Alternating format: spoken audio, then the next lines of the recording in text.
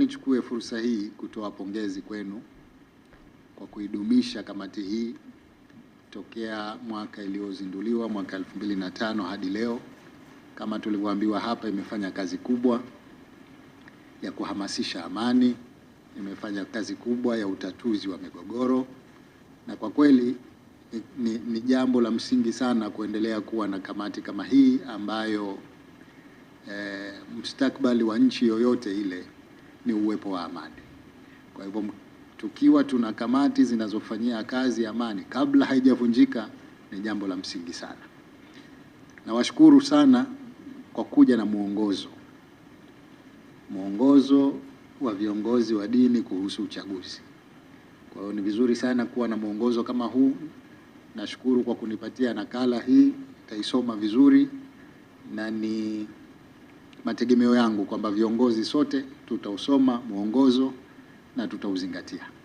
Manabii yaliotangulia, Nabii Isa, Nabii Zakaria, Nabii Yahya, kwamba walikuwa naomba amani, wanataka amani siku ya kuzaliwa, amani siku ya kufa, na amani siku ya kufuliwa.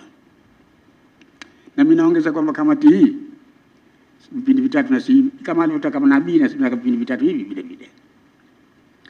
Amani siku ya kupiga kura, amani siku ya kuhesabu kura ya pili, na amani siku ya kutoa matokeo ya kura. Mara nyingi shughuli zetu zinakuwa ni mazungumzo. Kwa hivyo si aghalabu sana kuisikia kamati inafanya kazi katika vyombo vya habari. Kama ndani ya watu hakuna amani, basi hakuna maendeleo. Tungetamani kwamba watu wawe na amani kutoka ndani ili waielezee nje, alafu na basi tuwe na maendeleo, kwa sababu kutakuwa na ushiriki mkubwa katika kazi za kimaendeleo. Kama ni chombo cha kidini kinachohitaji ni amani na utulivu. Kwa mpaka leo imetufikia sisi, na sisi tumepokea kutoka kwa wale tutangulia, tunaendeleza jambo hili.